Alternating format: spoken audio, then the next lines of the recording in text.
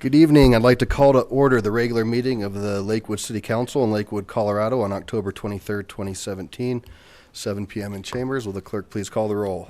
Hall. Here. Coop. Here. Wickman. Gutwein. Here. Franks. Here. Harrison. Here. Royball. Here. Vincent. Here. Abel. Here. Johnson. Shakti. You have a quorum. Thank you. And I just received a text from Shakti that she's running late. She got a flat tire on her bicycle. Oh, no. So she will be here soon enough, which is great. All right. Well, thank you all for coming out tonight, taking part in your local government. We have a kind of a light agenda, but some fun stuff on it. And I'd ask that you, if you have a cell phone, put it on silent. And I also like to take a quick moment of privilege to welcome a colleague of mine, Mayor Chris Teagarden from Edgewater, is here this evening. So thank you for coming out. And if you would please rise for the Pledge of Allegiance, remain standing for a moment of silent prayer.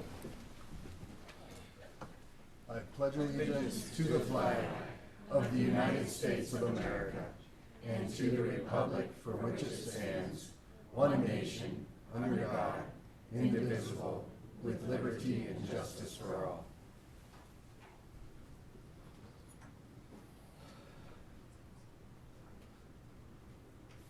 Thank you. Please be seated.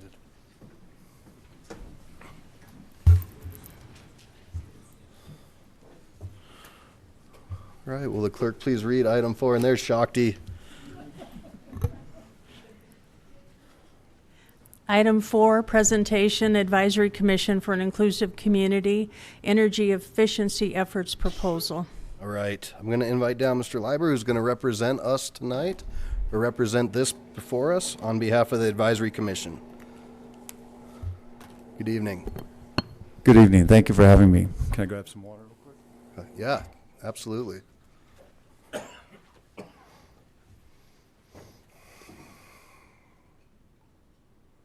First off, I want to say thank you to the council and to the mayor for having the ACIC and having giving us the ability to be able to give back in the community and give back in a positive way.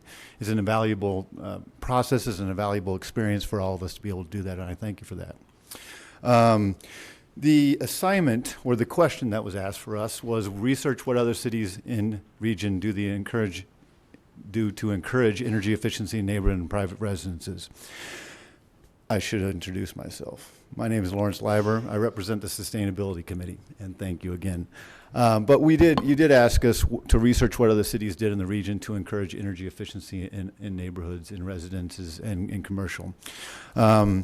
We did talk with Jonathan and Wachtell and the Sustainability Division to make sure that we didn't do any redundancy in efforts, and so they're a great resource as well, so you should thank them. I do not have a wireless mouse. Let's see. What I want to start with is take it from a global perspective. What is energy and what is energy consumption?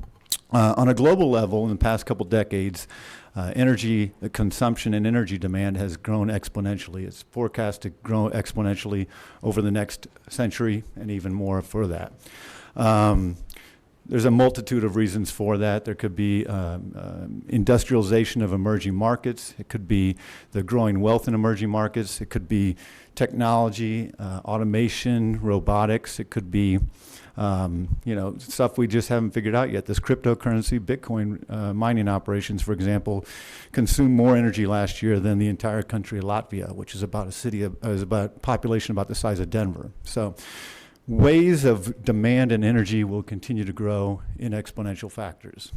Over the past 20 years, or since 2002, the proportion of non-fossil or non-renewable fuels has remained similar, 80% in 2002, and 2016 is 81%. So as demand has continued to grow, the proportion of non-renewable fossil fuels, whatever you want to call it, non-clean energy, continues to remain the same. Much of that is basically demand is still outstripping the supply of the new non-renewable energy.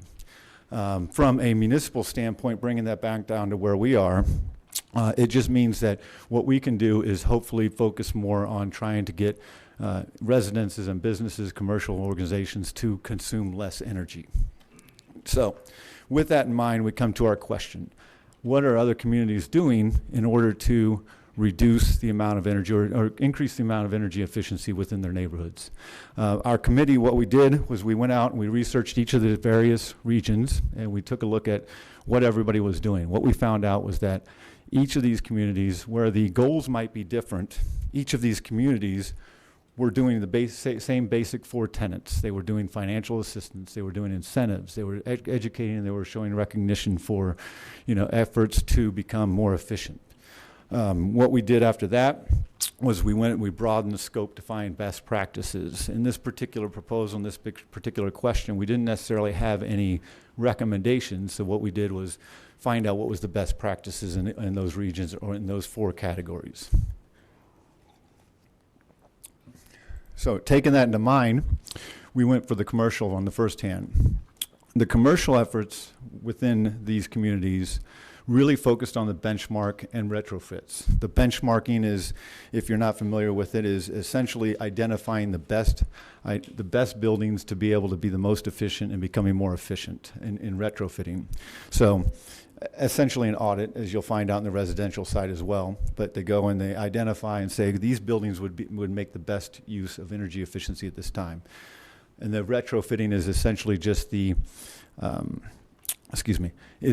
retrofitting is essentially just the modernization of the infrastructure within those buildings. Colorado State Capitol, for example, installed a geothermal heat pump in 2013, and they're estimated to save $165,000 annually on their utility budget by 2029. That's about $65,000 now, but it's estimated to grow about 3%. Those savings are estimated to grow about 3% each year through that time frame. The Byron Rogers building also estimated energy savings of more than 39%. And so the other common thread you'll see is that these savings is estimated not in geothermal units, not in TOE, but essentially in savings on the bottom line. As we went out further and we looked for those type of best practices in Mayor's Cup in Boston, they do a great job of identifying and putting community leaders up front so that they can go ahead and become more efficient and become trailblazers in the region. So that's a great example of that. As we moved on to the residential, same idea was there. Financial assistance and energy audits. The Denver Energy Challenge is a great example of being able to provide audits and low-cost audits and sometimes at free to say, here's your home, here's how it could become more efficient. Then they go in and they say, come on, or they set up area institutions with partnerships and provide low-cost financing if that's necessary.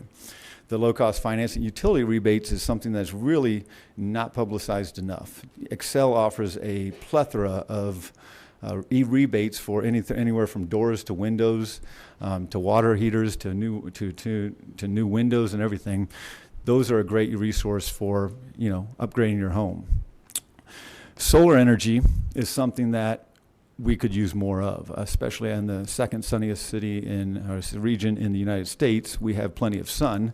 The ironic thing is about 70-75% of our rooftops throughout the U.S. are not available for solar units, whether that be for the cost, whether that be for shading, whatever it may be. Most homes aren't available for rooftop coverage.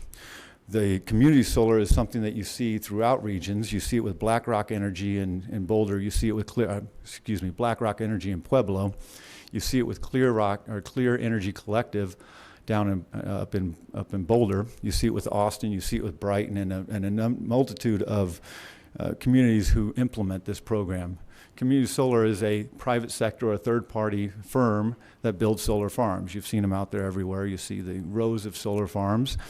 What they do is they lease those particular panels to individuals, to residences, where they're able to, in essence, be a timeshare.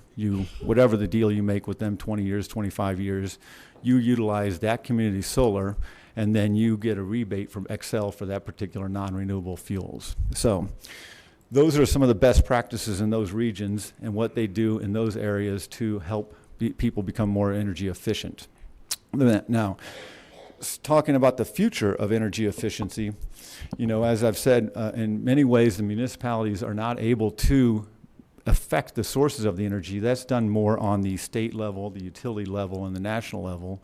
But what we can do is become more, is to encourage people to consume less energy. And those are the ways we do the audits and the thermostats, the water heaters, any of those type of things.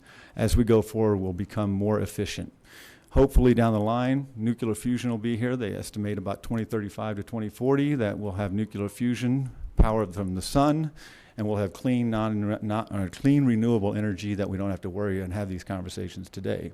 But until then, the Lakewood and municipalities can affect change in the energy consumption in both the home and business by increasing awareness, educating, and offering incentives to become more efficient.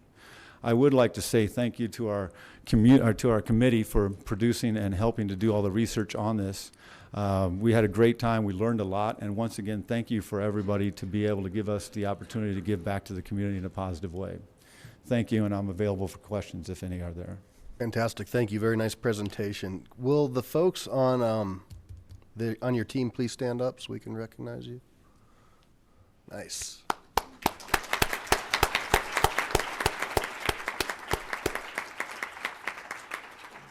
So I'm going to start with questions from council, and I'm not seeing any. So I'll go into comments, and if anything comes to light. So essentially, the gist of this was to not necessarily have a hard recommendation, but to give us some ideas of where we can continue to move in the direction of becoming more energy efficient and practice more sustainable methods in all areas. And I think the city's stance has always been to be the leader. And so in our budget this year, we're looking about a $2.5 million energy audit, energy efficiency program for our physical plant. So I think that'll be nice for us to roll that out. We're also working with Xcel Energy. As you said, it can be challenging for a city like ours to really achieve our goals because we're beholden to a utility. The good thing is that utility is coming to the table, and we've had some great talks with Xcel Energy and looking to roll out a new program, hopefully in the next few months, that will begin to address sustainability in a more meaningful way that's tailored to the city of Lakewood. And then the awareness and education is always something that is incredibly important. And I can even, there's folks who are very qualified to speak on this. And so every time people come and talk, I learn more and more because there's so much to it. So thank you. And while I was babbling here, we have some folks that have lit up. Mayor Pro Tem Harrison. Thank you. Excellent report, all of the committee, and you did a great presentation too, Lawrence. I appreciate that. As a small business owner, one of the things that I think would really help me is as the city develops the idea of audits for small businesses, because I think that there's a lot of audits for large businesses that's available corporately, but what keeps us, the backbone of the economy, going would be somebody coming in and doing an audit of our own businesses. So I really think that's a great idea and good point. So thank you very much. Councilor Franks. Thanks, Mayor Paul. I just want to make sure that folks are aware that Xcel Energy does offer a substantial number of rebates across a lot of different things, insulation, air sealing, and they also have a program that allows you to kind of almost get the majority of the audit costs for free if you do invest in something later. And I know that in our home, a lot of things that we started thinking about solar right away, but it turned out just sealing up the air flow in the house was actually made a better difference, and really small costs for weather stripping, and just really easy ways where you can go next to like electrical outlets and, put a little piece of paper or have a match and see if you've got airflow coming through there. You'd be surprised how much savings you can get just by doing some of those in-home things yourself. So I like to encourage folks, but also check out sustainable-improvements.com. They've got some real good information on there as well. Thank you. Councilor Shakti. Thank you. And it's good to hear both about the things that we're already doing and the things that we could improve on. So I would add to what Mayor Paul said, we also invest in a solar garden, a community solar garden for the city. Some of the ideas you talked about that I thought were really good, education, clearly, how to get more energy audits happening. ways to tighten up our building codes. And then more in the written document, you talked about tracking of energy use at different kinds of buildings and how in some cities that's reduced use. So that seems like a really interesting idea to pursue too. Thank you. Thank you. Councilor Gutwein. Thank you.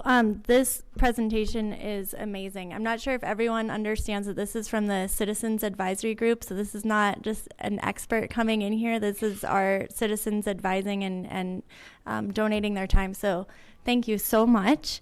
This is an issue near and dear to my heart, and also the Sustainability Committee in the ACIC is also where what I did before serving on council. So thank you. I believe local action on this is more important now than ever. And I'd love to talk about the Mayor Cup. Could you tell us a little bit more about that? I was afraid you were going to ask about it. The Mayor's Cup, it identifies specific criteria for buildings. I want to say it's 1 million square foot per building, but whatever the criteria is, basically the mayor of Boston has come together and said we want to recognize those who are making the best efforts. They do it publicly, and they do it and they do promote it, and so it is something that really helps create awareness among business owners and themselves. But it has to do with specific criteria as far as the size of the building, and I think there are different levels of the awards as well. Awesome. Very cool. Well, thank you, and I look forward to advancing this forward to staff. So thank you so much. Again, thanks, and I'll follow up too. So building codes, that's something I think that we can begin to look at in a more expeditious manner, especially through our development process as a whole. We're kind of digging into our whole development process, so there's a nice synergy with that right now. And Councilor Abel. I just wanted to say that this is an amazing amount of information, and it's put together very well, very succinctly. And is it available on the website? It should City's be. website? Is it available on the city's website? Yes, it is. Great. Thank you very much. Great job. So with that, thank you, and I think we'll probably take this to our retreat as we begin to plan and implement things to go forward. That'll be around the first of the year. So thank you. Thanks to everybody on the committee.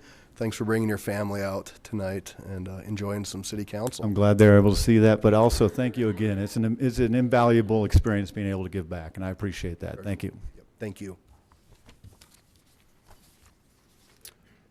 Councilor Johnson, I did not see your light up. Thank you.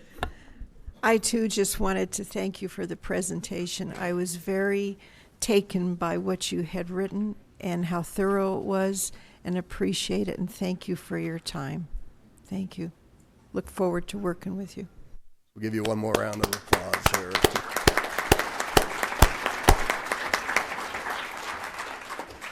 Okay, next up is public comment. This is the point in the meeting where the public is invited to address the city council on items that did not appear on the agenda. All comments should be directed to the city council. I'll ask all in attendance to observe the decorum of the city council chambers. I don't think that'll be a problem, except for Mayor Teagarden. We might have to enforce those on you. The city council chambers, and refrain from applause or audible support or discord with the speaker. There is a 3-minute time limit. There's a little box here. It'll be green until 2.5 minutes. It'll go yellow. Then it'll be red when your time is up. And I will politely try to wrap you up if you are not done. And keep in mind, we also have a public hearing on some other things tonight. So you're also able to speak on that consent agenda. First up is Mr. Mace. Come on down.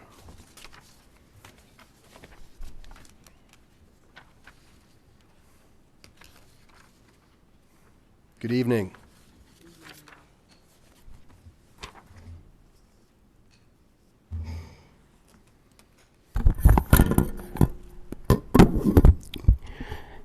Evening, Mayor, council members.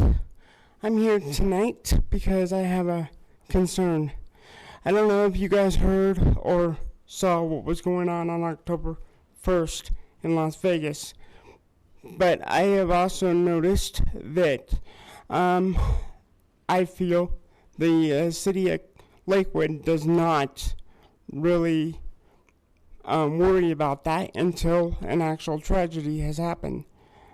What happened in Vegas, we need to, or all of us need to work together so that doesn't happen again. Mayor, it could happen here. Council, it can happen anywhere. It's not just citizens that should be worried about it, but you guys need to be worried about it too. People that were in that, including myself, I was there. Very scary, but I do want to let you guys know that I didn't get hurt, so that's the nice thing about it. But please, Mayor, let's try to prevent that before we have a situation here in Lakewood. Thank you. Thank you, Mr. Mace. Glad you are okay. Mr. Stemple?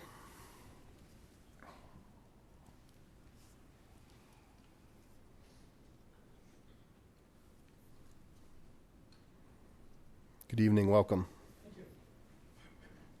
My name is Mike Stemple. I'm a Colorado native, decorated Army veteran, and a new member of Lakewood. Lived here for the last year and a half, and I chose to move to Lakewood specifically out of Genesee and Evergreen to live in a more stronger community and an environment to help me with some of the issues I face. Recently, there's been an uptick. I live in Belmar, and there's been an uptick in animal control going after individuals such as myself who go out into the Belmar Commons Park to train their dog. I specifically have to train a dog. My dog is a therapy dog for me. And what I would ask the City Council and you, Mayor, to explore are some of the other municipalities along the Front Range who have more common sense leash laws. When I'm training my dog, he's no more than 7 yards away from me. I train him sit, stay, come. I have to put him in environments where there's noise and there's cars and there's other things to make sure that he actually does what I'm training him to do. With this new crackdown on leash laws, the comments that have been made to me the 3 times I've been warned against the uptick starting November 1st, where there actually was going to be a ticket, is there's been a massive number of complaints. We have a zero tolerance policy against dogs off leash in the city of Lakewood. So this massive number of complaints, I can understand. Sometimes that park does have some bad dogs, but there's also some good dogs in that park as well. And as far as the zero tolerance policy, I would counsel maybe a smarter policy where someone like me, who is a certified dog trainer and who works with dogs and is working a dog in the park, and they have sit, stay, come down, they're just massively trained dogs, that we have a little more leeway to be able to do that. I understand there's a dog park down the street in Forsberg. Unfortunately, I don't drive anymore. I don't have a car. I moved to an urban environment specifically in that place where I live now, specifically to be a part of this community and to have a community. So I'm just asking for a more common sense approach to the leash laws in Lakewood. Great. Thank you. Thanks for your service and for coming out tonight, and welcome to Lakewood. Kathy Knoble?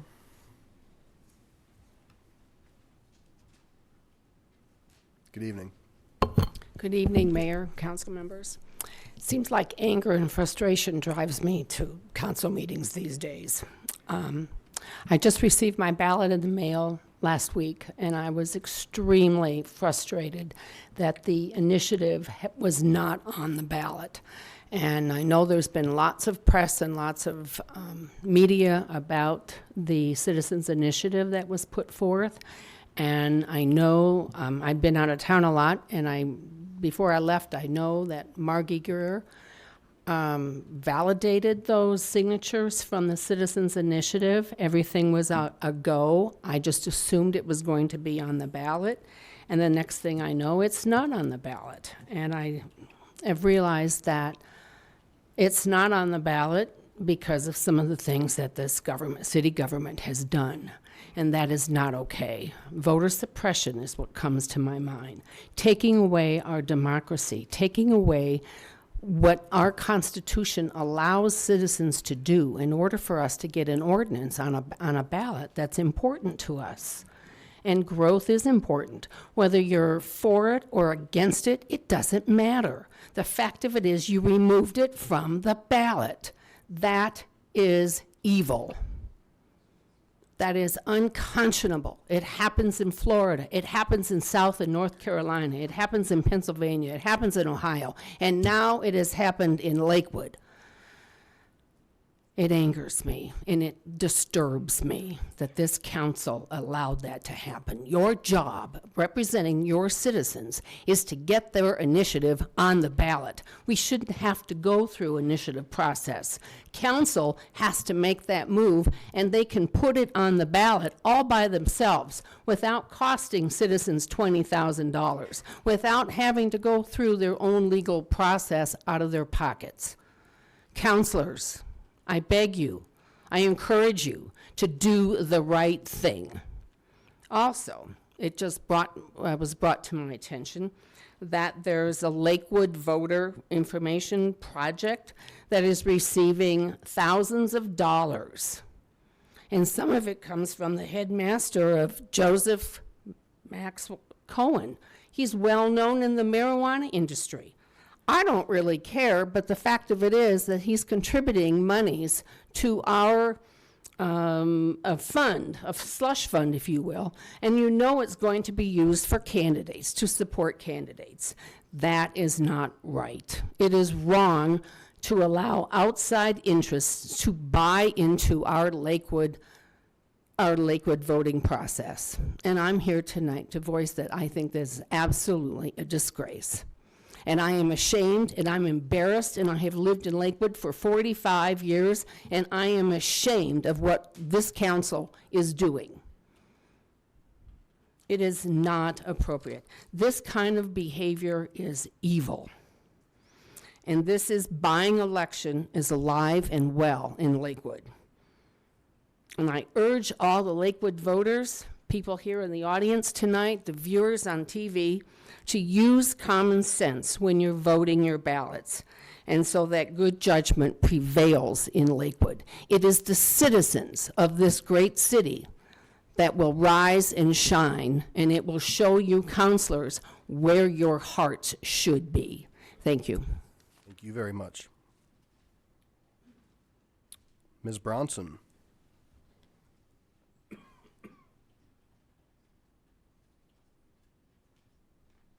Good evening.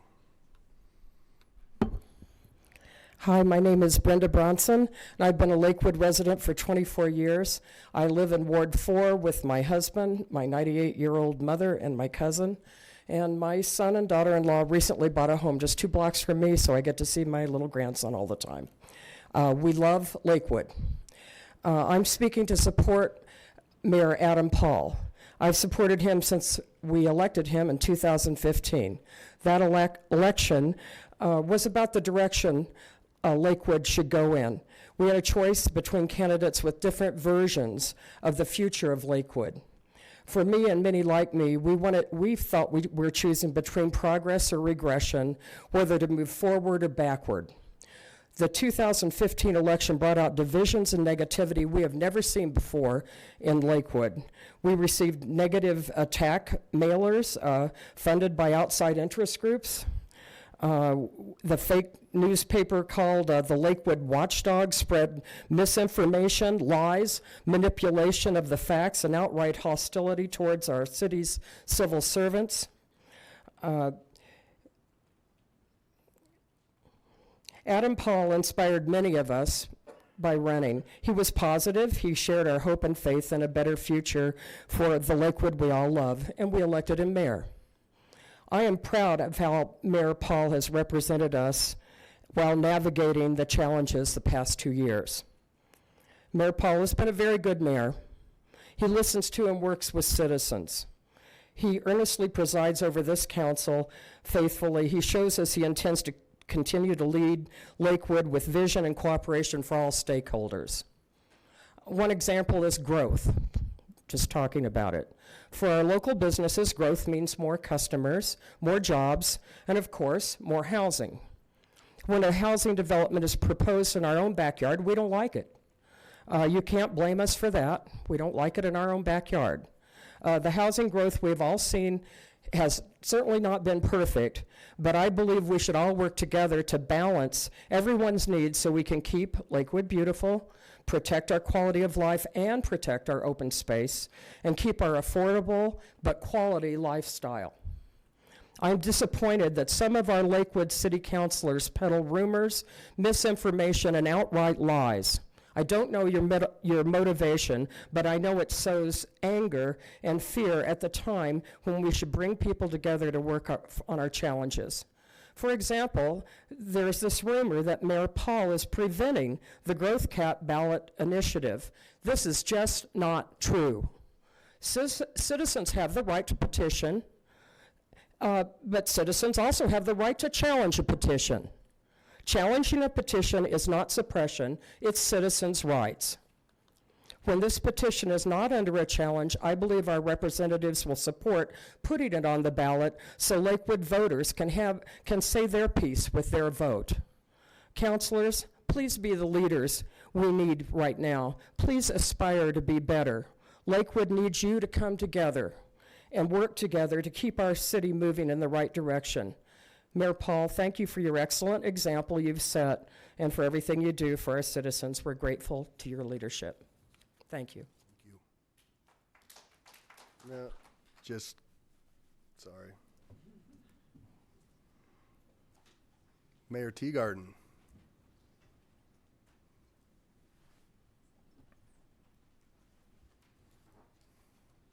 Good evening, sir.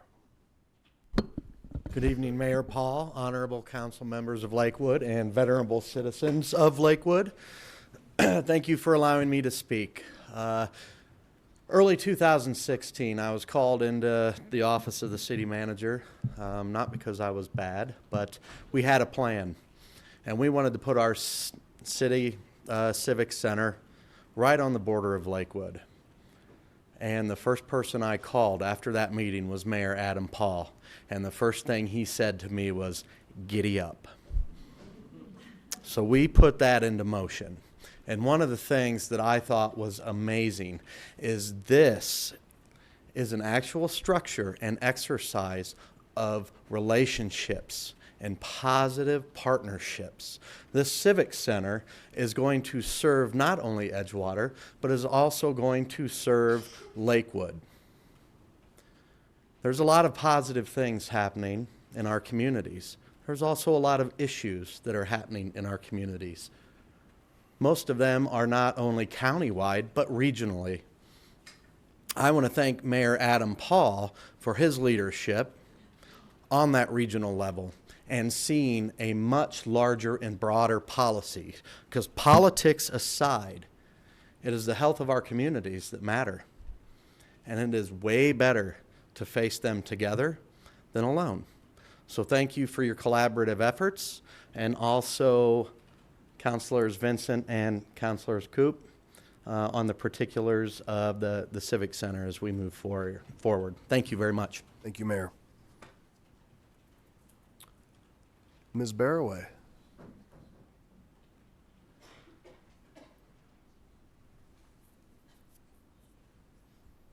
Good evening. Welcome to Chambers. It's probably been a while. Good evening, Mayor and councilors. It has been a while. It's a little bit different being on this side of the dais. And I'm coming down with something, so I had to write my notes down, otherwise I'd forget what I was going to say. But I'm here tonight because I looked at my calendar and realized that the next few Monday nights, there's a couple of council members on here that won't be on the dais anymore because they're either term limited or not running again. So you probably guessed the two that I'm going to talk about tonight. So that's what I'm here to do. I just want to recognize my two former city council colleagues and people I call my friend. Councilor Shakti, let's start with you. First of all, thank you very much for stepping up to run in Ward 3. You're kind of like the little engine that could, because everybody thought there's no way this woman's going to win an election in this city because she has this very unique name, Shakti. How are we going to win an election in Lakewood with a name like Shakti? But she showed us how, because she knew how she knew she could do it, just like that little engine. She went and knocked on more doors than I think anybody's ever knocked on in a city council election, and she turned around and knocked on them again and again and again. And I believe you won because those constituents knew that if you worked that hard to win the election, you were going to work that hard for them. And that's what you've been doing these last 4 years on council. Thank you for the time that we had a chance to serve together. We didn't always agree on the issues. We had a few moments where we had some very good debates about how to make our ordinances read better so they served all the members of our community. You have a very great passion for wanting to serve so many people, and I very much appreciate that. And we're going to miss you on City Council here in Lakewood. Good luck with all your future endeavors. Councilor Coop. So I had the privilege, as most of you know, of serving with his wife, Debbie, for my first 2 years on council, and then the last 6 of my years with Scott. One of the few council members that can actually say that they had that much time with the Coop family. You and I definitely did not agree on all the issues. No, we did not. But we trusted each other, we respected one another, and we took the time to have those heated debates and come together on solutions to make this a better place for all of us. And that's what I appreciated, and that's what I appreciate about those that I served with on council from 2007 to 2015, is we had the opportunity and we took that time to really talk through the issues to make it a better place. But I'm really here to talk about you, and you've been a leader in this community. People don't know it, but you've been a quiet community leader between your daughter's school, the PTA, the Western Heirs, the O'Kane Park Neighborhood Organization, and City Council. I think that between you and your wife, you've probably given us well over 40 combined years of service to the greater community. Thank you both so much for doing that.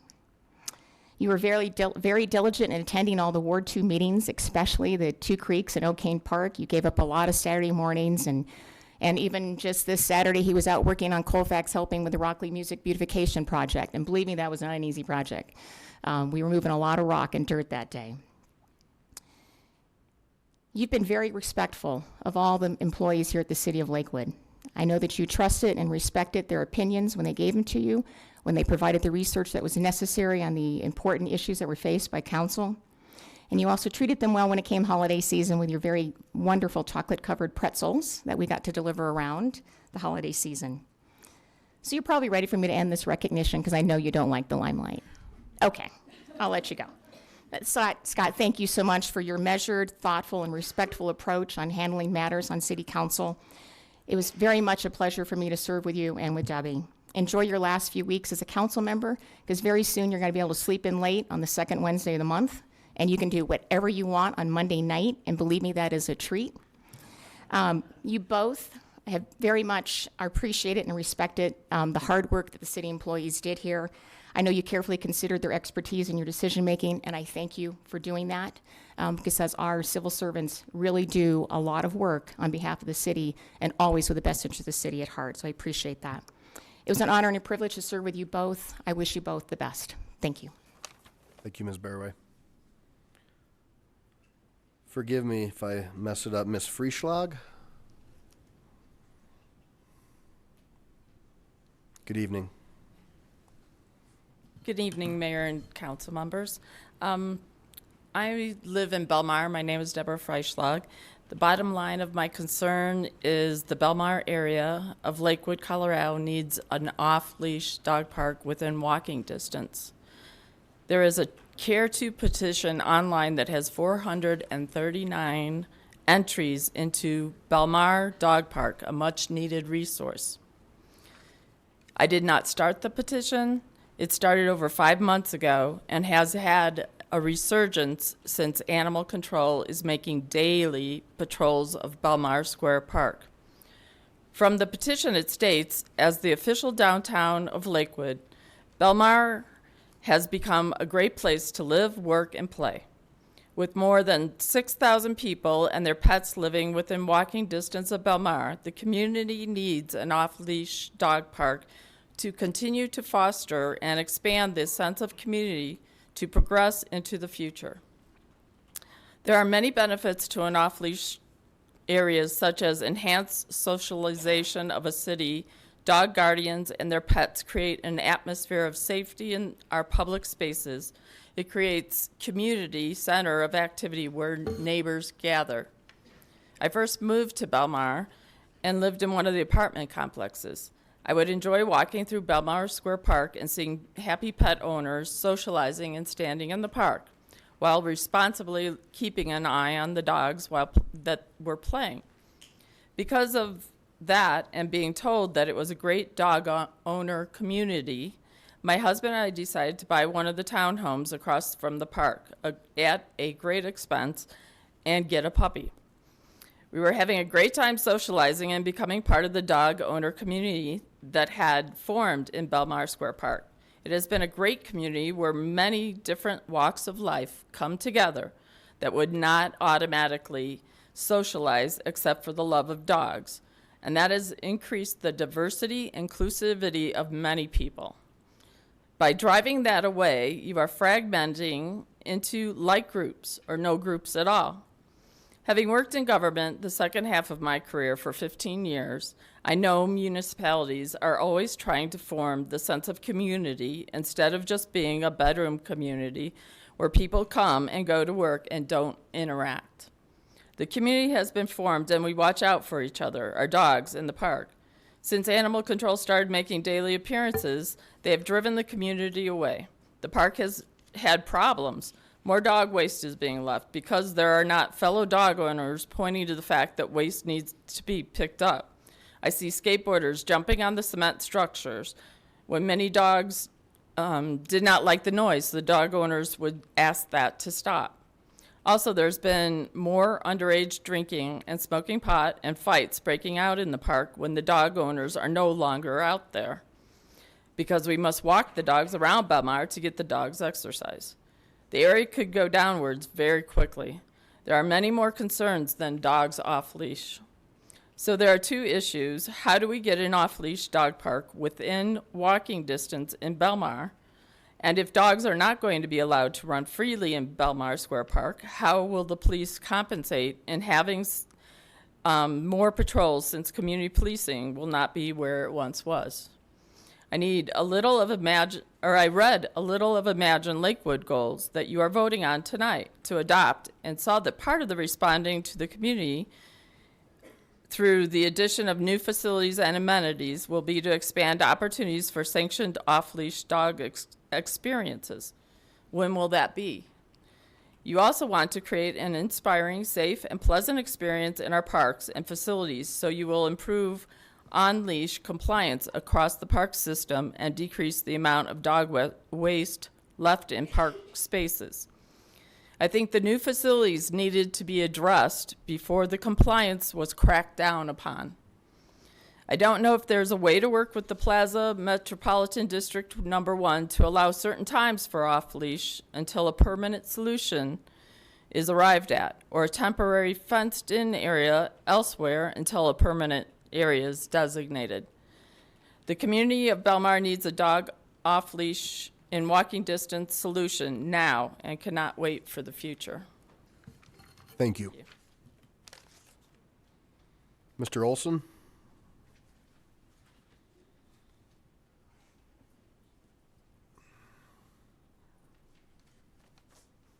Good evening. Good evening. My name's Charles Olson, 5852 West Pacific Circle. I think most of you have seen me before.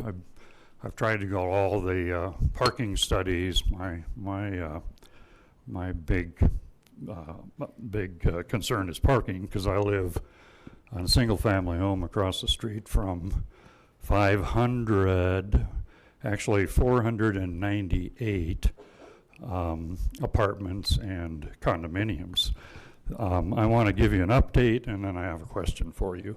The update is that thanks to Channel 8, several of the homeowners associations at Sunpoint decided that they would open up more parking spots in August. And August was wonderful. I could drive by my house, I could see my lawn, I could see my garden. My friends could park there, but it was only a study for August. Well, now September, I have, unfortunately, 5 cars can park in front of my house. Excuse me. The parking is back, but it was solved for a month just by opening up one or some of the 110 parking spaces that are available in this, the second highest density in the city.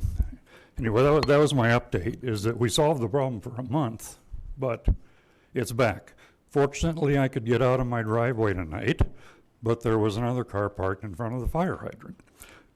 The question I have for you, and perhaps I can get an answer, I have a letter here from Lakewood United. Excuse me, I'm getting nervous here.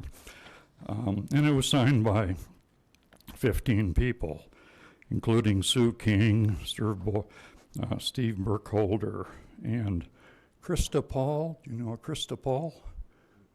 Okay, just checking. And let me read you a line out of there. It says city officials, and that's why I'm here tonight, because I thought we'd have lots of city officials. Have been working on ways to increase the quality of new development, improve building designs, and addressing parking issues while minimizing conflicts between new developments and established neighborhoods. Well, I would like to know what those issues are that the city has been studying. The city must be doing something. And then if it works for new development, can we use it for old development? Thank you. Thank you, Mr. Olson. Mr. Kinney?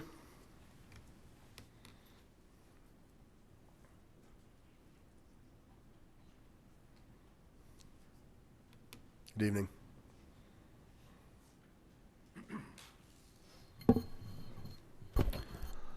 Good evening. My name's Jim Kinney. I live at 1984 South Parfait Drive. I was born in Lakewood in 1950 and have spent my entire life here. I was an original member of the city's advisory commission for an inclusive community in 2009. I worked professionally for the Department of Interior at the Federal Center for 35 years. My positions at Interior included scientist, general engineer, quality assurance manager, and policy analyst in the commissioner's office. So I've kind of taken on a personal private project here. I've been interested in looking at all the data that the city collected from the public during the process that we went through when the zoning ordinance was changed. So I started off by requesting all of the pertinent public information records from the records group in the city. And I went through those. There were some duplications between the city council and the planning commission, but I originally got these documents in July, but I've narrowed it down to 300 pages of unique data that was in the records. That is the data that was collected from the public from a number of different methodologies and ways during the redoing of that ordinance. When I went through it, I found that what I had was what I would call raw data.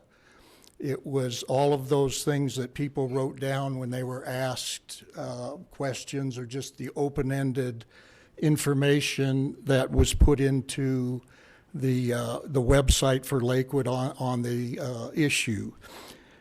So I went back to records and I asked for any summaries, analyses, conclusions, documents that would have been derived from that data, and they said they had given me everything that I had requested. So I put a request into Request Lakewood, and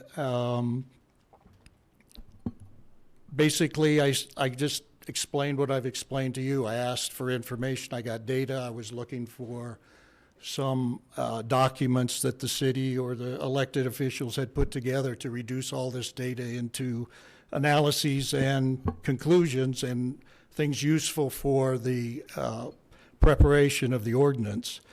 I got a message back from Request Lakewood again, from Holly Boehm. She replied, no analysis was prepared.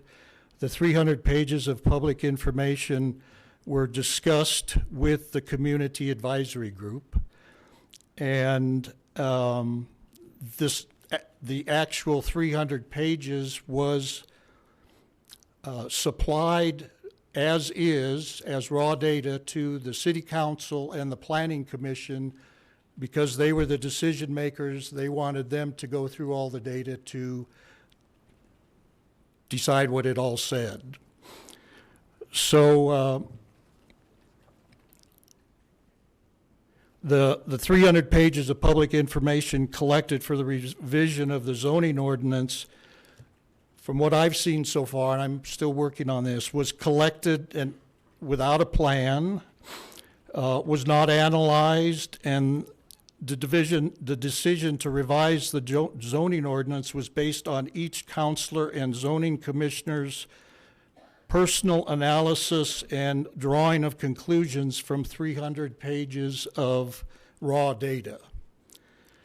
So from my experience doing similar type things when I was working for the Department of Interior, I find this to be a very non-standard and not useful or acceptable way to collect data and then utilize it without any intermediary analysis of the data. So I'd like to say in conclusions, I would like to say that I think people who were those who put in, some of them are paragraphs, some of them are sentences, the people that filled out things and put in their information, I think they probably think a lot more was done with their data during the revision of the ordinance than actually was. Thank you. Thank you, sir.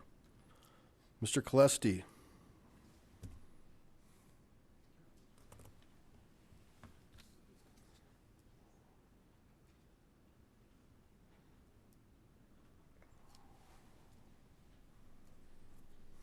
Good evening.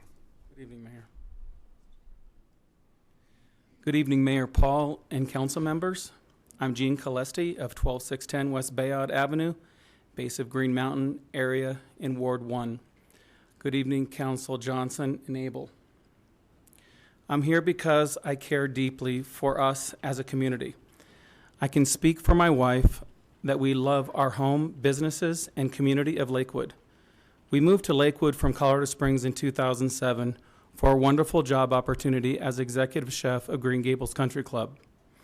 Through open to the public events at the club, I met Mayor Bob Murphy, former council member Sue King, and her husband Larry, Ed Perlmutter, and many leaders in the community, including Governor Ritter. I was encouraged by Council King to try the Citizens Police Academy with my wife. This academy, the two chiefs of police, members of council, and the agents of the police opened my eyes to the bipartisan community it's been for as long as many could remember. This is the reason I support the city of Lakewood and the two amazing mayors my wife and I have experienced. I really wish the city leaders, council, could get back to bipartisan leading. The partisan actions in these last few years is really not who we are or should be. It's why I support Mayor Adam 100%. He reflects bipartisanship in private, in public, and in his leadership. This is several reasons of many why I love Lakewood. Great. Thank you, sir.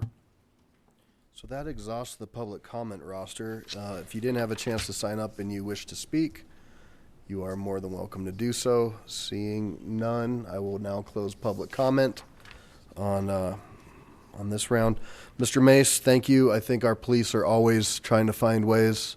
It's hard to predict the next incident, and unfortunately you learn after an incident happens, but I have great faith that throughout not only the city but the county, always working on different exercises to make sure that we can be as safe as we can.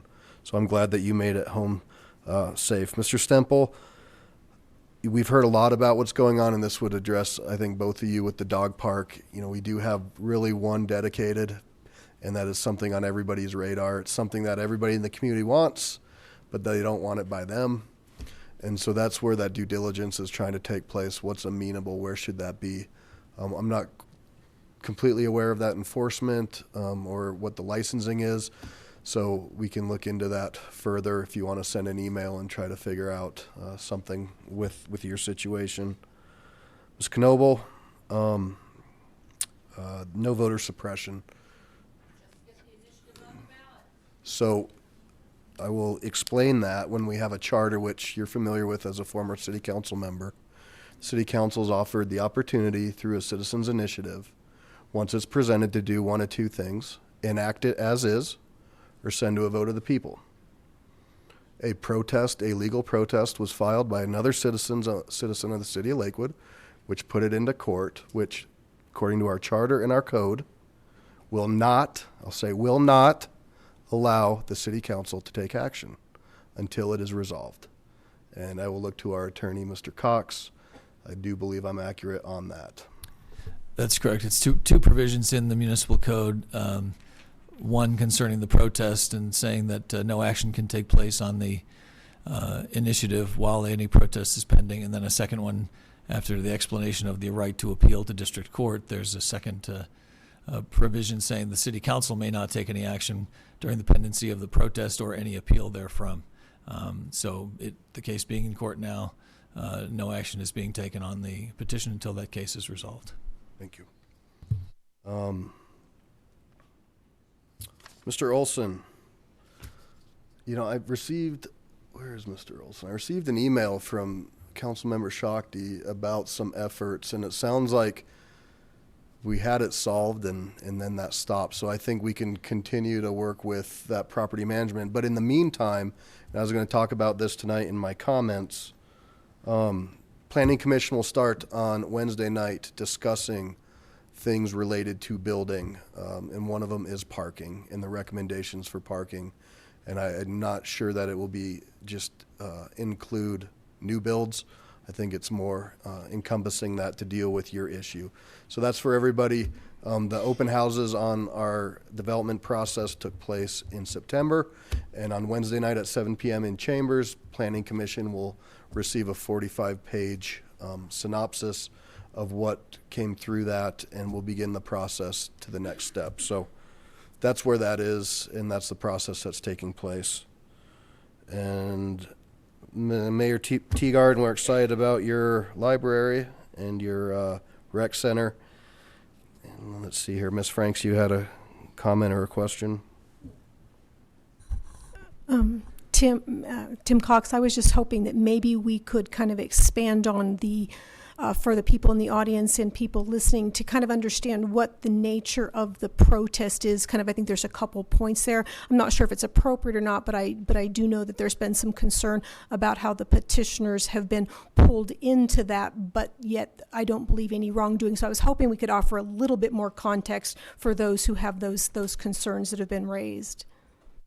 Sure. When the the clerk initially validated the petition with signatures, and that would have set it on its course towards presentation to the council, the protest was filed promptly that alleged some deficiencies in the affidavit portion of the petition, the part that's signed by the circulators who distribute the petition and collect signatures. There were some other allegations as well, some other claims about the substance of the ordinance. A public hearing was held in accordance with the protest process that's laid out in our code. The city clerk was the hearing officer for that process as dictated by the code. And at the end of that hearing, the clerk issued a written order affirming the validation of the signatures.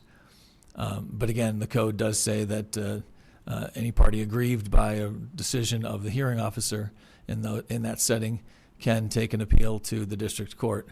It's known as a 106A4 appeal because it's under the Rules of Civil Procedure 106A4, which is a somewhat abbreviated process. It doesn't require a trial, doesn't require discovery, doesn't require depositions and that sort of thing. It's to collect the records that were before the lower tribunal, presented to the court, parties file briefs, and the judge decides from there. There are the other claims attached to that in the complaint that would have to be dealt with by motion or by trial if it comes to that. But the first thing I think will be the 106 appeal. The answers to that complaint were just filed on Friday, so the process is now moving along. All right. So again, thank you all. I hope that helps with the summary. If you want to send me an email, we can work on the dogs. And I'll just leave it with this. It's a tough time. There's a lot of energy. Elections are always divisive. This is a great community. We all feel, I think, at our core that we're doing the best we can for this community. But we can always do better. Is the city of Lakewood perfect? Nope. Is our development process perfect? Nope. We're all humans, but it's better when we come together and work together. I ran to help lead Lakewood. I appreciate everybody coming out tonight and showing your support. It means a lot to me on a personal level, so thank you.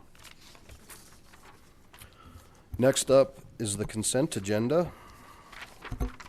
The consent agenda has been made to expedite council action. It contains both resolutions and no first reading ordinances tonight.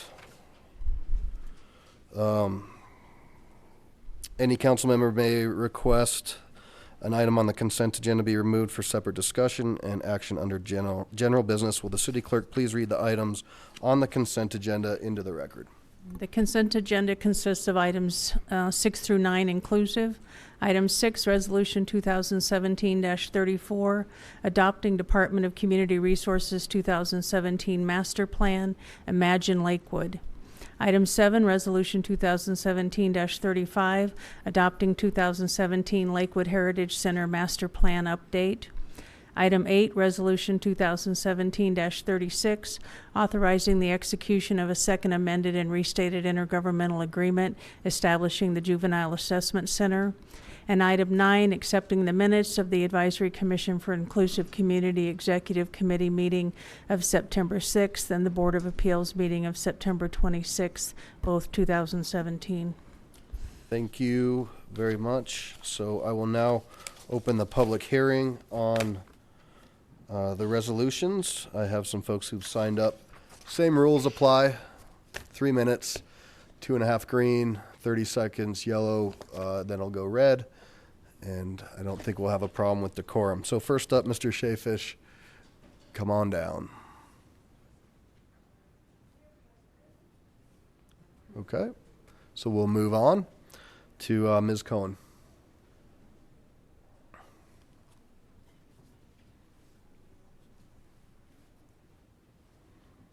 Good evening. Good evening, councilors and mayor. My name is Carmen Cohn. I live at 1208 South Brentwood, which is in Ward 3. After reviewing the master plan for the Heritage Center, my main focus is the inclusion of the interurban car 25. In the introduction of this document, it states that we had input from 700 citizens, and when I looked at Graph A 1.7, it stated that 62% of the respondents want to add preservation of open space to the story of Lakewood. In the public commentary, I found that people want more trees and shrubs in the area. They want to protect this as a beautiful open space. How do we honor our commitment to open space if we put the trolley with its track that extends far beyond the Heritage Center?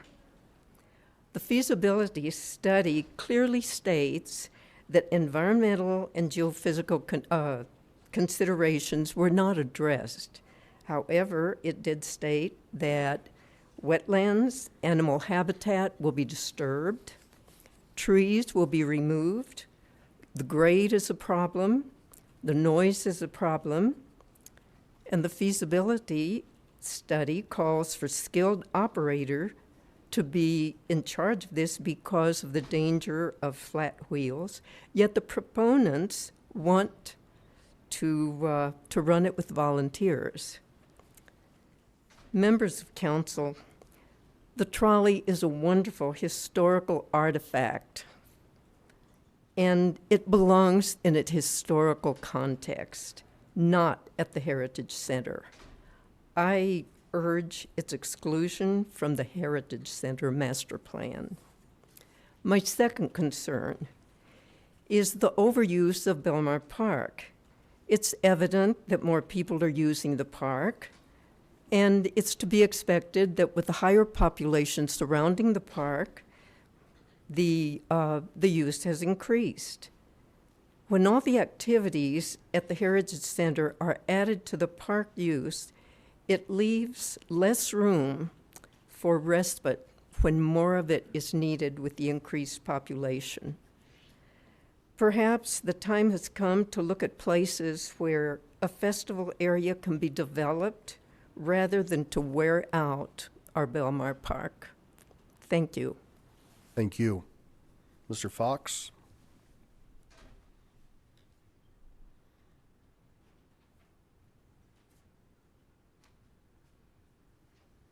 Good evening. Good evening. John Fox, 1133 South Eaton Street in Lakewood. Agree with many of the comments that Ms. Cohn said, but I want to go on record that I also oppose the operation of the interurban car 25 in Belmar Park.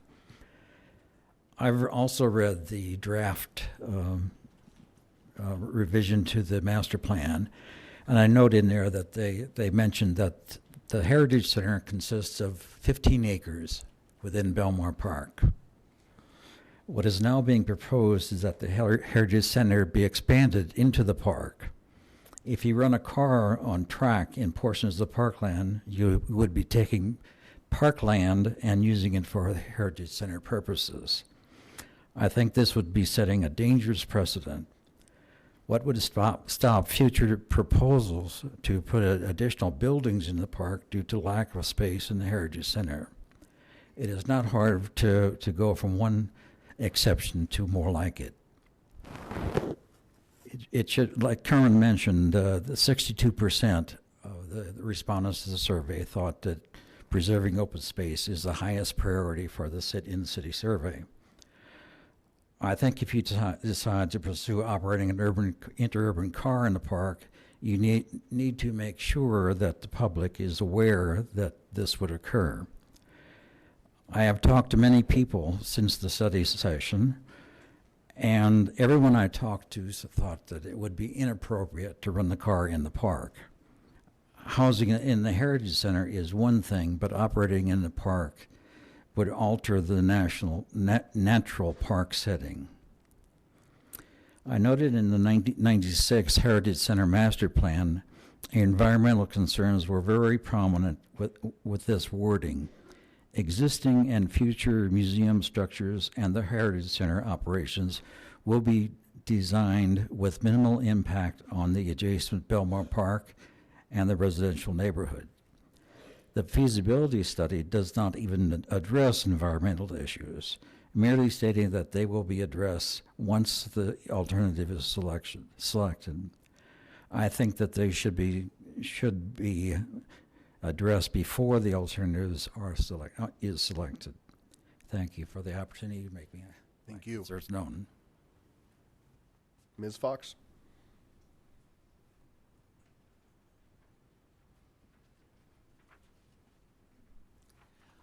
Lorna Fox, Ward 3. I covered up my T-shirt so I wouldn't be offensive to any of you, but I'm sure I will be in any case. I've been in contact with most of you concerning my opposition to placing Car 25 in Belmar Park. And I decided I wanted to make a public comment in addition to that. I know that a feasibility study for placing the car in Belmar Park was planned, but I had no idea it had already been completed until right before your study session last week.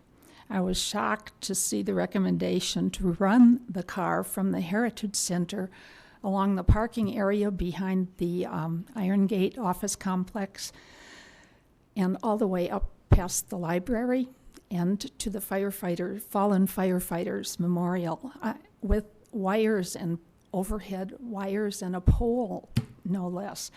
I had planned to comment on this last week at study session and to say that Belmar Park is not an appropriate place for the trolley. But after looking at the feasibility study, I was just speechless and so upset I couldn't even stay for the meeting, much less make a comment. And some of you know it takes a lot to make me speechless. The study only firmed up my opposition to the car in Belmar Park. The proposed route is not even in the Heritage Center, and it makes me wonder if you're planning to expand the allotted acreage for the Heritage Center, which I would really, really object to as well. I do want to thank the majority of you for saying last week that you would support continuing to look for an alternate site for the Car 25. It's a beautiful restoration and it deserves a wonderful site, but I don't think Belmar Park is the place for it. It needs to be appreciated without disturbing wildlife or destroying the beauty and serenity of one of our star parks. Thank you for your time. Thank you. So that exhausts the folks who signed up to speak on the consent agenda. Anybody else wish to speak? All right, I'll close public comment. Councilor Shakti. I would like to have some discussion on the Heritage Center plan, which I think means I would like to pull it. Okay, so you would like to pull Resolution 2017-35 and put it under general business? Yes. Okay. Councilor Vincent? And maybe I just need a clarification. Maybe I asked this now under general business, but since we agreed to do another feasibility study, would that discussion go under general business? Or since we agreed to do that last time, is that piece then mute in the plan? Am I making sense? Absolutely. Okay. So I think by polling it, that will allow the whole discussion to take place. To take place around that? Yeah, okay. so council can have questions answered and anything along those lines. Okay, thank you. Okay. All right. So are there any questions or comments on Resolution 34, which is the actual adoption of Imagine Lakewood, or Resolution 36, which is the execution of a reinstated intergovernmental agreement with the Juvenile Assessment Center? Okay, seeing none, I will accept a motion on the consent agenda minus item 7. Mayor Paul, I move to accept of the minutes of boards and commissions and for adoption of resolution all which is read into to include in consent agenda items introduced into the record by the city clerk minus 2017-5. 35, excuse me. Second. All right, we have a motion and a second. And I'll just say we had a great presentation by Miss Newland and her team, I think last week, maybe 2 weeks ago, on Imagine Lakewood, which is the next 10 years of where we're going to go with our community resources. It's exciting. There's a lot of great things. We know that we need some more amenities, maybe some more splash parks for kids, and things along those lines. So we are excited. I'm excited to support this. I'm also, as I said last time, really excited at the participation. We're really trying to find new ways to go out to the community and get community input. And I think this was an example of a new process which really engaged a lot of folks. So well done. And I will certainly be supporting that. And then the Juvenile Assessment Center is an intergovernmental agreement with all the agencies in Jefferson County, and that's a resource that we utilize for some of our youth who might get in trouble and need different services. So any other comments, questions? Seeing none, please cast your votes. And that passes 11 ayes, 0 nays. Will the clerk please read back into the record item 7? Item 7, Resolution 2017-35, adopting 2017 Lakewood Heritage Center Master Plan Update. All right. Mr. Cox, do I need to do another public hearing on? No, since it was a consent agenda item, it didn't require a public hearing beyond our practice of having that public comment. All right, so, thank you. Counselor Shakti, you had requested this to be pulled? So frankly, when I looked through the document in advance, I didn't see it as making statements that predetermined that the trolley cart might be there. But given the concern, I wanted to make sure that we're looking at any language that might be understood to mean that, and that it doesn't.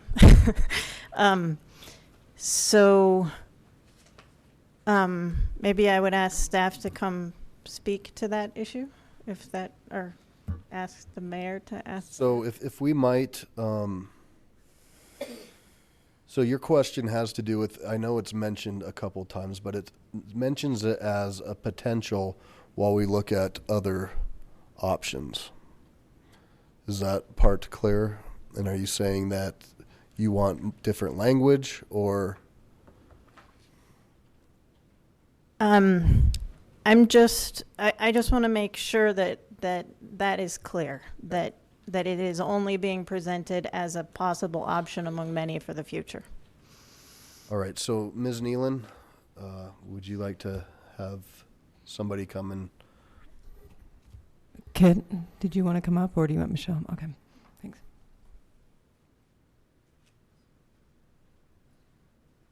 Good evening. Good evening, Mayor and Council. Thank you for the question. On page 12 of the Heritage Center Master Plan, there are two sentences that refer to the car number 25 being relocated, potentially being relocated, both of them relate in relation to the feasibility study. There's an action number 4 on that page, which is also to complete a feasibility study to study whether this would be an appropriate, I'm not reading it verbatim, I'm just explaining it, to study whether this would be an appropriate location, and then to convene a task force to help raise funds once a location is identified, meaning there's options other places potentially, which is what it was my understanding that was discussed last week, that we were gonna, and we've already got a meeting set up actually later this week to begin the process of looking at some other potential locations. So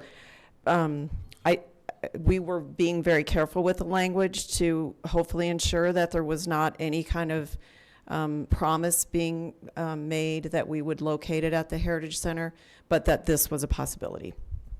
Thank you. Councilor Coop?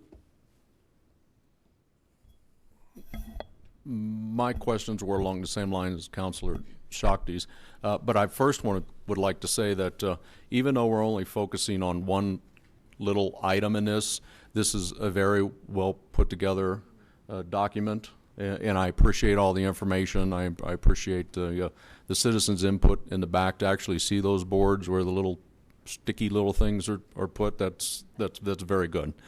So I just didn't want to diminish the entire document and kind of just make it about this one issue. I did have concerns. I'm okay with it being in here so long as and I didn't take it that it was saying that it's going at the Heritage Center. So I'm okay with just going ahead with this document with your after what you just said.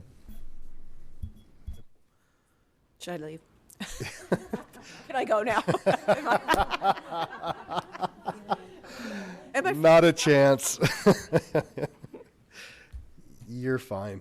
Okay. Thank you.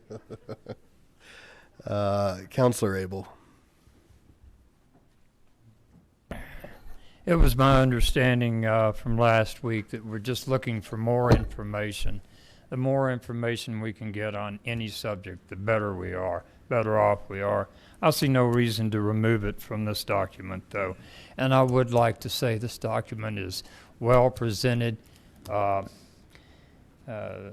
There's been a lot of outreach and input onto this, and you can't go wrong when you put so many pictures of so many smiling kids in a presentation. So thank you for that. Councilor Vincent? Oh, I was just going to turn off my thing because the questions have been asked, so thank you. Councilor Johnson? I want to thank everybody for your thoughtful comments and for council's thoughtful comments as well. The document is lovely written. Thank you, Michelle. Our little trolley has been out at the Federal Center for 8 years, correct? I believe so. This is the first time that there's ever been any type of momentum to actually get it out so that we can enjoy it. And I am grateful for the dialogue, and I hope that the ultimate plan will be that we find a place for the trolley so that the people can enjoy it. That's the bottom line. Thank you. Councilor Gutwein? I said this last time, but I just want to thank you all again so much for the amazing work that you did. And both of these plans really represent what I hear in the community, and I think it's a big part of what makes Lakewood such a great place to live. So thank you for all your hard work. Okay, so let's get a motion in on this. Council President Roybal? Let's see if I can work through this. Mayor Paul, I move the acceptance of ordinance, or move for the adoption of the resolution 2017-35. Second. All right, so we have a motion and a second. Any more discussion? So what I would say, I certainly understand the sensitivities and the reading of that, but as I feel, as we look back to our last conversation, I feel that there's momentum to make sure that we find the right place, and if that may not be it, that it could be somewhere in a different part of the city. So I feel comfortable going forward with that, and we'll just continue to monitor that process as we move forward. So with that, a motion and a second, please cast your votes. All right, it carries 11 ayes, 0 nays. That's all that I have under general business. Ms. Nealon, anything? Just one item, just for the TV audience. There's a retail job fair for the Mills Mall, the retail establishments, tomorrow, Tuesday, October 24th, from 2 p.m. to 4 p.m. It's going to be at the Jefferson County Human Services Building, and it's sponsored by the American Jobs Center. And it's looking to, the Colorado Mills Mall is planning on reopening in November, and there's full-time, part-time, and seasonal positions available. So that's it. Ms. Greer, no report, but may I ask you for some clarification, as it is election time and there's been some questions about ballots and if ballots can be collected or how that works, as far as an individual taking somebody's ballot and turning it in. An individual is allowed to collect up to 10 in addition to their own. And that's for the whole season, not per day, per week, but for the election. Is that? Yep. Councilor Wickman, do you have any questions about that? No, I'm aware it's legal. I'm just not sure if everybody appreciates it. But anyway, no, Okay, thank you. All right, anybody else have questions along that line? All right, great. So we'll move right into reports. Busy week. Westline Villages at 10th and Sheridan broke ground. Finally, 145 for sale condominiums, townhomes. Sorry, we wish they were condos. But anyways, congratulations to the neighborhood, to Two Creeks. They were very excited to be out there for that project and to see what's going to happen. Cafe Giordano opened up their new location next to their old location tonight, and so that's really cool. It's very big, and when I worked there it was 12 tables, and now they have expanded with a full bar, and it's really cool. So congrats to Elise, who came to this country with nothing and has been operating that restaurant since 1991. On Saturday, we christened a new shower truck at Bethlehem Lutheran for our homeless population. It has 4 stalls, and that will make its rounds throughout the Lakewood area as well as into Denver and provide dignity to folks who may not have the opportunity to have a warm, hot shower. Had a great opportunity to attend a really cool event at the Rocky Mountain College of Art and Design called Glimpse. If you haven't had a chance to go to their campus, it is a really cool campus, very historic, and they have a lot of cool things going on, a lot of cool programs. I'd encourage you to go out there and just see it, see the history, and see the artwork. It's fantastic. And then last but certainly not least, I mentioned this earlier, but I'll re-mention it.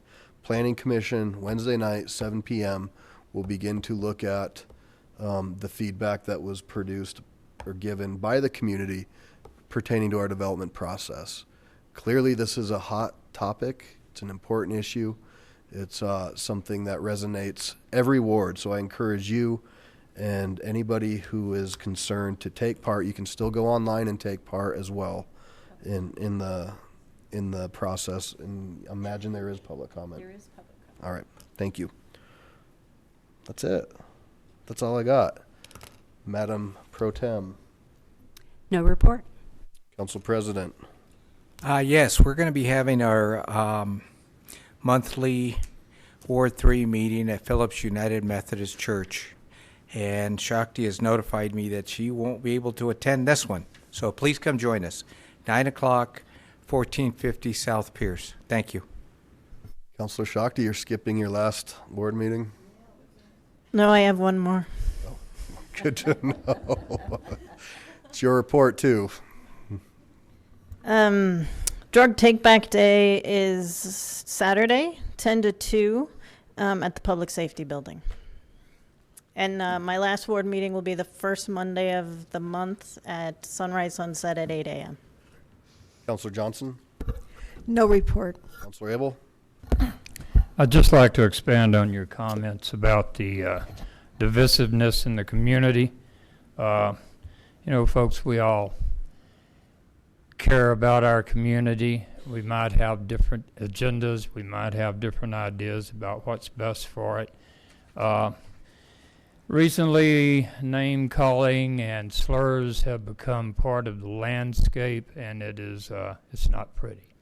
So just remember, we're all in this community together. If someone doesn't agree with my opinion, that doesn't diminish me. It doesn't diminish them. We all have as motives the betterment of our community. So let's not reflect the angst that's going on in national politics and let it eat away at our sense of community in Lakewood. Thank you. Councilor Vincent?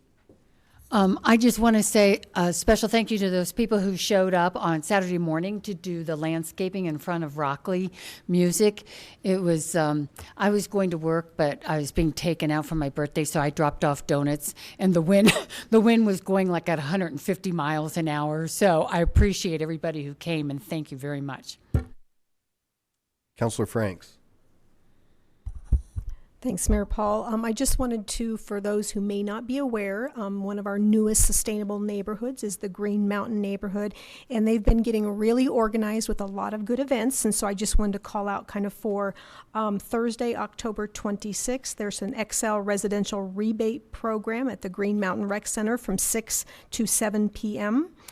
Saturday, October 28th, there's a leaf collection / composting event at Hutchinson Elementary in the parking lot from 9 to 11 a.m. And I did check with them. It can be other material other than leaves, as long as it's like, you know, flowers and flower stalks and that.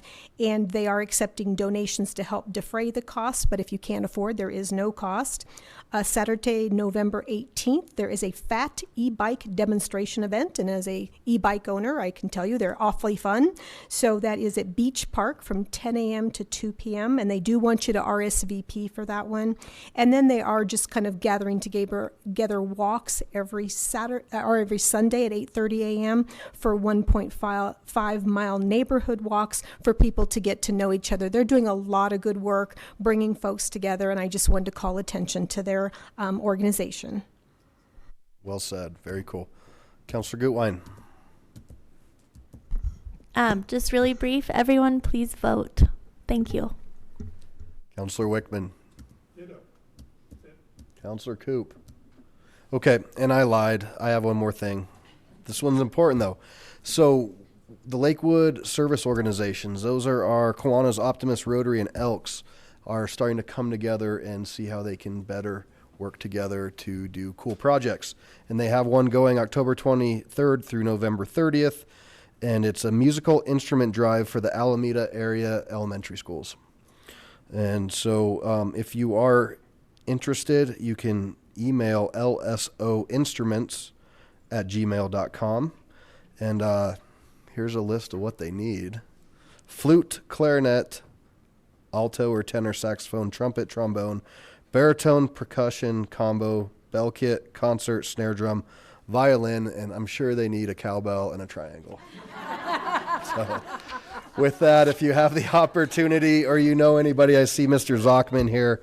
This is a really cool deal, and thank you to our Kiwanis, Optimus, Rotary, and Elks for taking this on. That's really cool. And with that, we will adjourn at 8:30.